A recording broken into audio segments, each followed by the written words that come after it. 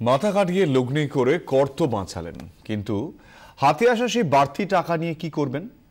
একবার দেখে নেওয়া যাক এবারের বাজেট থেকে কতটা লাভ কুড়োতে পারেন আপনি। নোট বাতিলের ক্ষতে মলম দিতে আগামী অর্থবর্ষে আয়করের নতুন ছাড় ঘোষণা করেছেন অরুণ জেটলি।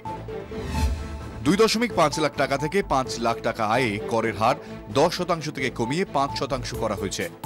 3 লাখ টাকা পর্যন্ত আয়ে মিলবে 2500 টাকা বিশেষ কর ছাড়, মানে 3 লাখ টাকা পর্যন্ত আয়ের ক্ষেত্রে কোনো কর দিতে হবে না। ব্যাংকে সুদ কমছে, তাতে বাড়তি টাকা এলেও প্রথাগত সঞ্চয় এখন আর তেমন লাভের নয়।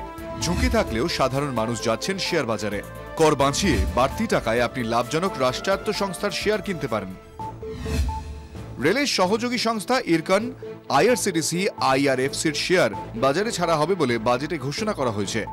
লাভজনক রাষ্ট্রায়ত্ত সংস্থার শেয়ার ছেড়ে ৭২,৫০০ কোটি টাকা তোলার টার্গেট নিয়েছে কেন্দ্র।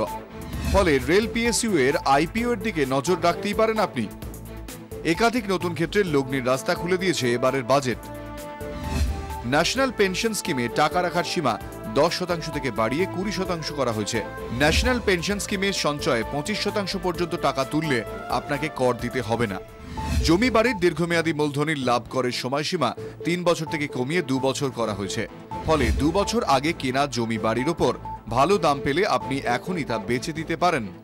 আপনার ব্যবসার পরিমাণ যদি বছরে 50 কোটি টাকার কম হয়, তাহলে 30%-এর বদলে আপনাকে 25% কর দিতে হবে। চাকরি বা ব্যবসা সূত্রে আপনাকে কি নিয়মিত ট্রেনে যাতায়াত করতে হয়? তাহলে এবার থেকে আইআরসিটিসির মাধ্যমে শুধু অনলাইনে টিকিট কাটুন। সার্ভিস চার্জ তুলে দিয়েছেন অরুণ জেটলি। ব্যুরো রিপোর্ট, 24 ঘন্টা।